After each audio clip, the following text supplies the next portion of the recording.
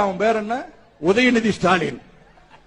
அவன் பேசுறான், எடப்பாடியார் காலுக்குள்ள போந்தாரு, கையுக்குள்ள போந்தாரு. டேய், ஒன்னு சொல்றேன் கேட்டுக்க. உதயநிதி ஸ்டாலின், எங்க அண்ணன் எடப்பாடியார் சிலுவம்பாளையத்தில் கிளை செயலாளர் இருந்தப்போ ஓத்தா நீ உங்க அம்மா கருவிலேயே இல்லடா, நீ கருவிலேயே இல்ல.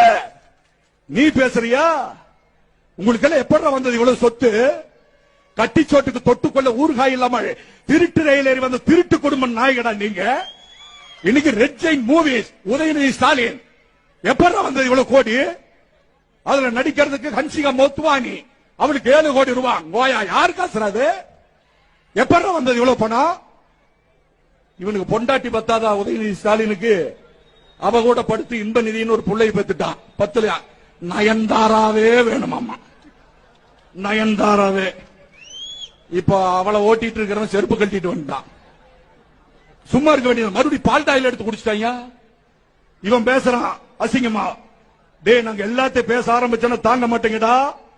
இன்னொருத்தி இருக்கிற ஆந்திரா நடிகை ஸ்ரீ ரெட்டி, அவ என்ன சொல்லியிருக்கா தெரியுமா?